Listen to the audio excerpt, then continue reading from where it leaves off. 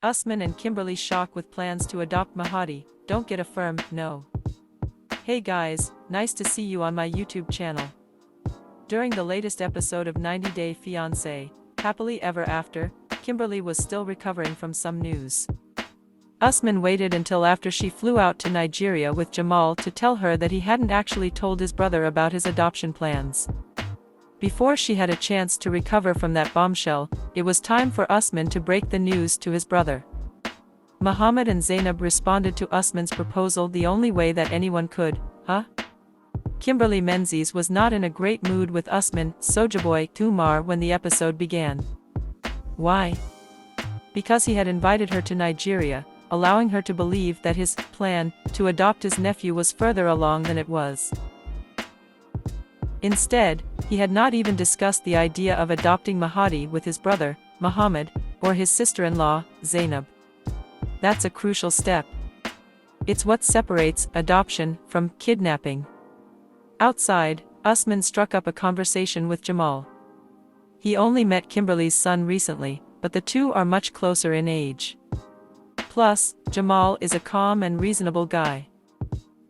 And he had to be the one to explain to Usman that, at least in America, a lie of omission like the ones that Usman tells Kimberly, well, most consider those to still be lies. Usman truly did not like this characterization. He doesn't see it as lying. But cultural difference or not, he has to have seen how his omissions frustrate and hurt Kimberly.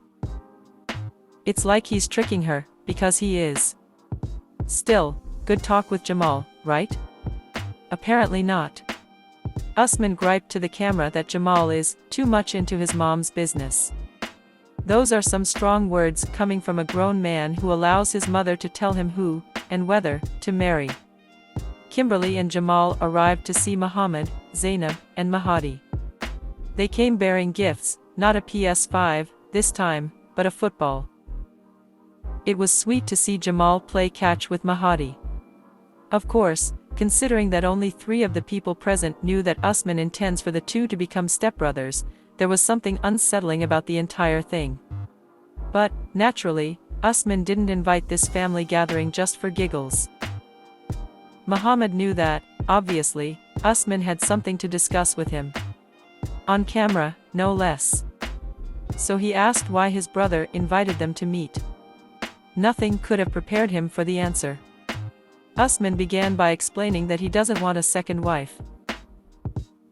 Please like and subscribe to my channel, and click the bell icon to get video updates. He reasoned that wife number 2 would preclude him from getting a visa to the US to live with wife number 1. Jamal explained that polygamy is illegal in the United States. Sad but true. And immigration agents actively discriminate against polyamorous relationships during interviews. I was thinking, Usman suggested, if you can give us Mahadi to adopt him as our child. Usman quickly assured them that he and Kimberly would take great care of Mahadi. He is close with his nephew. And, in the United States, they could give him new opportunities. Specifically, Usman suggested that Mahadi could receive a first-rate education. True. But... huh? Mohammed asked, visibly looking stunned at his younger brother's suggestion. Yes, apparently family adoption with a crisis making it necessary is more common in Nigeria than in the US. But that doesn't mean that he expected Usman's brazen proposal. Mohammed has one major concern that he expresses, both at the table and later to the camera. He wants Mahadi to grow up immersed in Hausa culture. And he wants him to grow up in an Islamic environment. Kimberly is not Muslim or Hausa or Nigerian. Where would Mahadi find that sort of upbringing in the United States? But apparently that is not a firm no.